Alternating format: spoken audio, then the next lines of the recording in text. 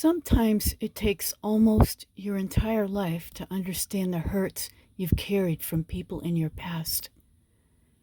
Maybe it was something a parent said, a teacher, a classmate, a spouse, or even a complete stranger. They may have forgotten their words years ago, but somehow you never forgot hearing them. For years, we often ask ourselves, why did they say that to me? Was there something wrong with me?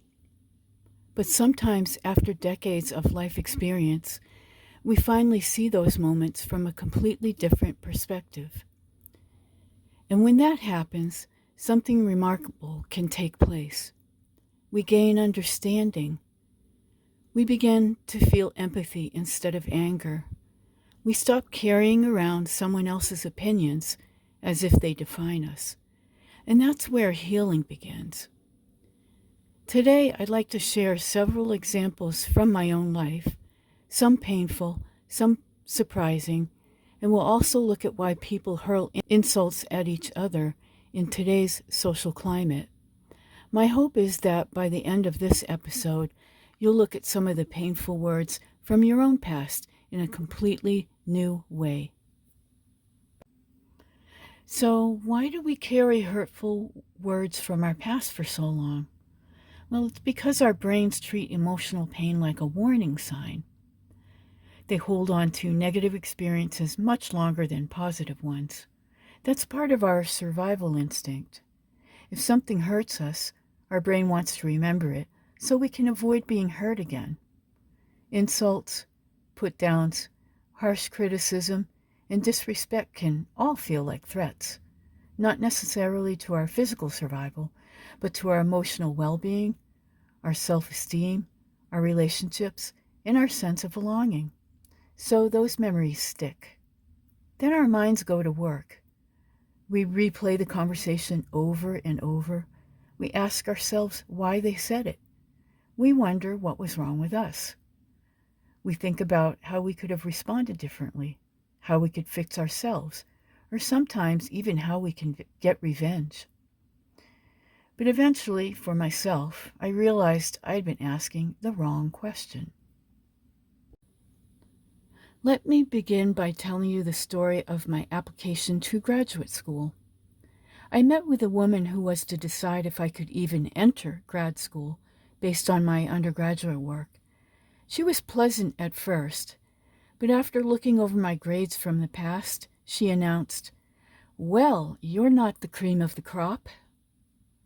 There were too many C's on the record. Actually, my record was all over the place, with A's, B's, C's, and some D's too. But her comment really stung because it made me feel like the lowest of the low. Why would she even say that kind of thing to me? Couldn't she have just said, "Well, your grades are not what we would expect from someone seriously entering grad school"? Well, after recovering from my short embarrassment, I admitted I knew it wasn't the best report, but that I had extenuating circumstances. For instance, my parents were divorcing during midterms, which meant I had to move, and then I had to move again during some more midterms.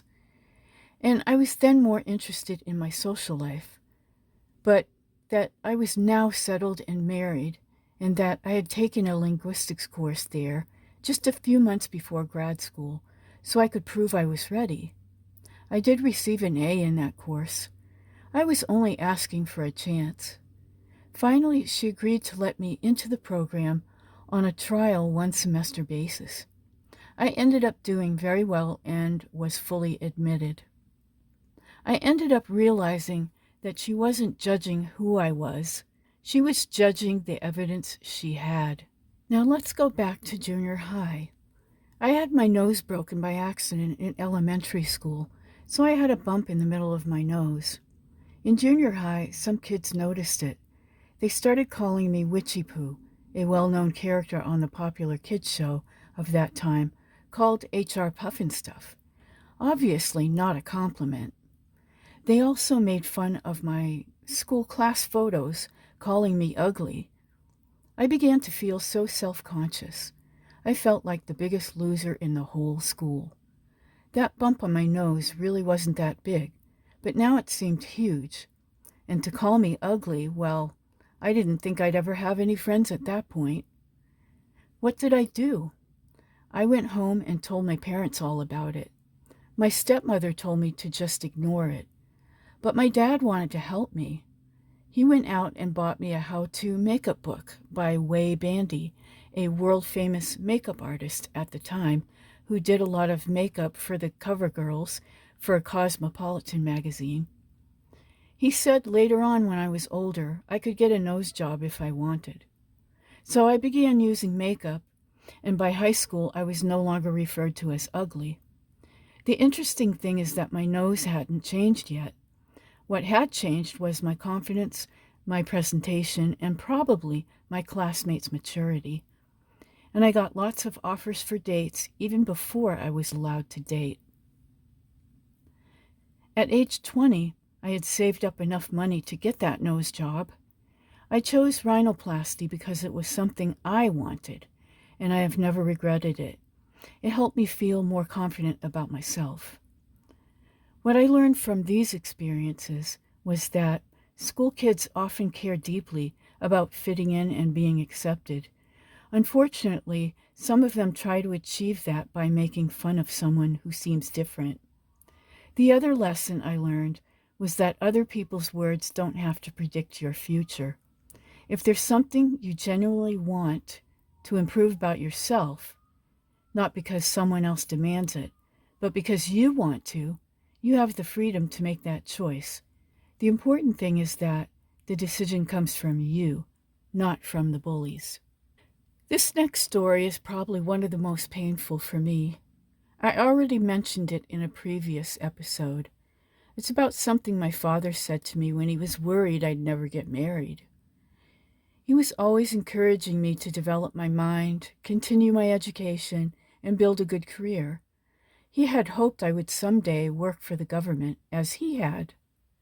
So when my high school boyfriend and I reached our 5th anniversary during college, my father began questioning my boyfriend's intentions.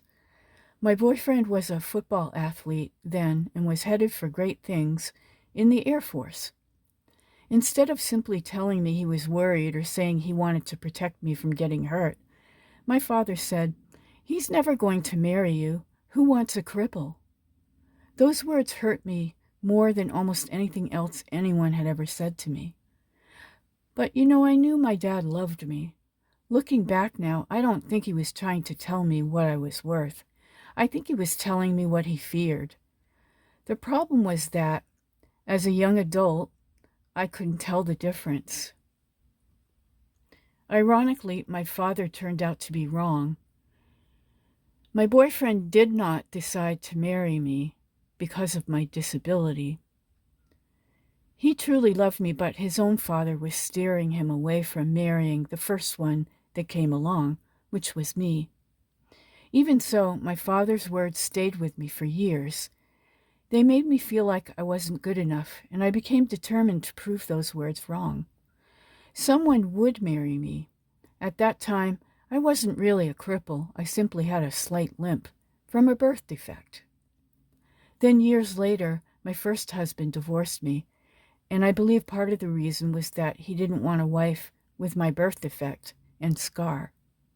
For a while, it almost seemed as though my father's fears had come true. But life wasn't finished writing my story.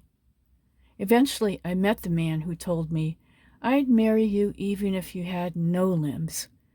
The amazing part is that he said this after I had become fully disabled in my legs. Unfortunately, my father passed away before he ever got to see that he was wrong.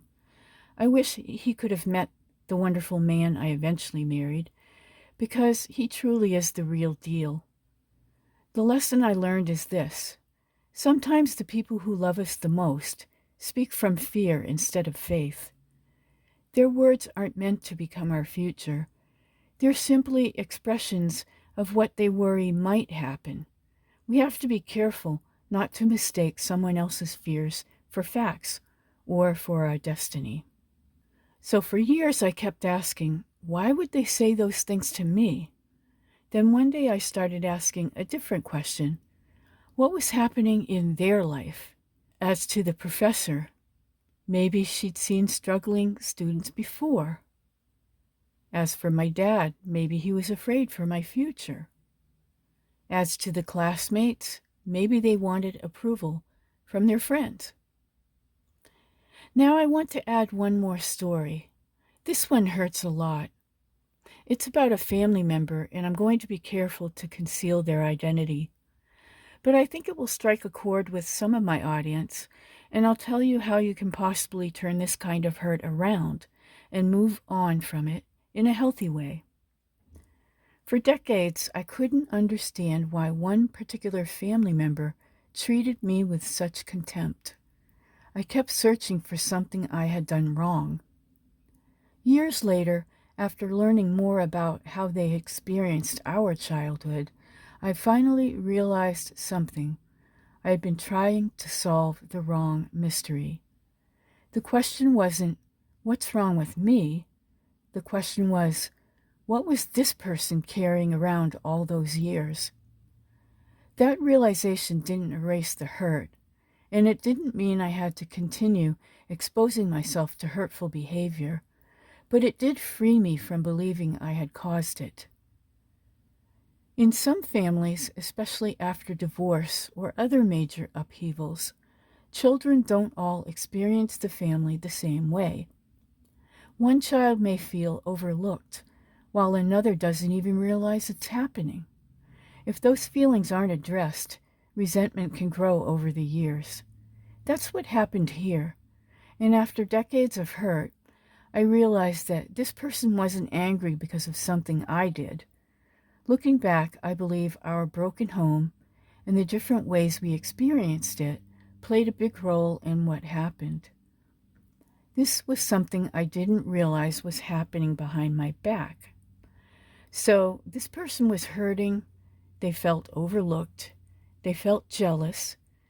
Once I understood that, and I only understood it fully in the last few years, everything changed. Not because that person's behavior became acceptable to me, which it didn't, but because it no longer defined my identity. Years ago, I tried to discuss this with that other person, and the discussion went nowhere. Then recently, I tried to help and give advice, but this too was met with contempt. When this happened, I had a strong physical and emotionally sick reaction inside. I'd had enough and broke ties with them about 90%. I forgive them because I understand now how they felt all those years, but while the behavior possibly continues, I keep my distance. For years, I thought distance meant I hadn't really forgiven. Now I see that sometimes distance is what allows forgiveness to exist. What I've learned from this experience is that understanding someone isn't the same as reconciling with them. Sometimes understanding leads to reconciliation. Sometimes understanding leads to forgiveness and a healthy distance. Both can be valid, depending on the relationship and whether the harmful behavior continues. Now I want to talk about something outside of my own experiences and tell you what I see happening today in politics and on social media when it comes to hurtful words. In the comment sections, especially in Facebook, I see people on both sides hurling insults at each other.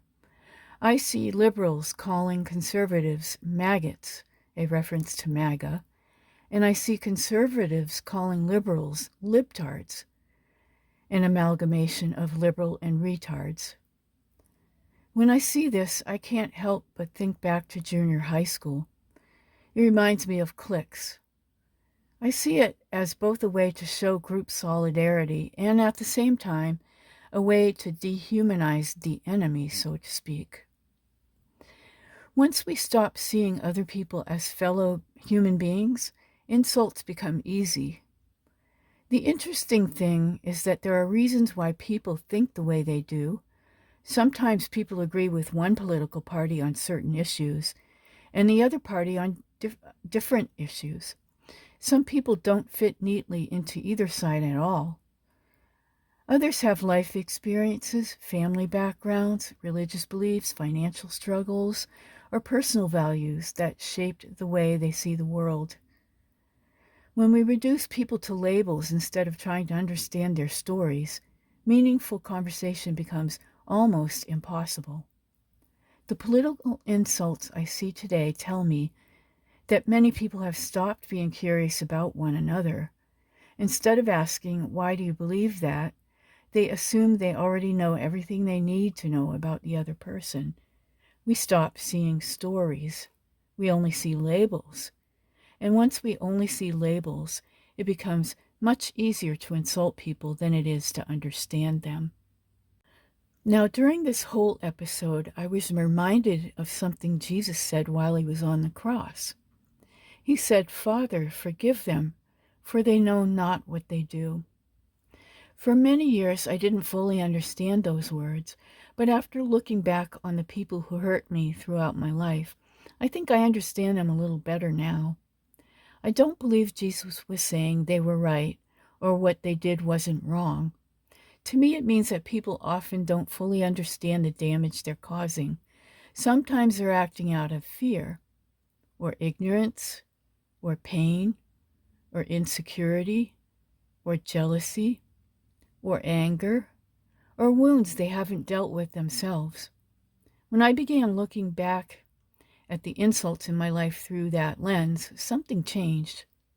I stopped asking, "What's wrong with me?"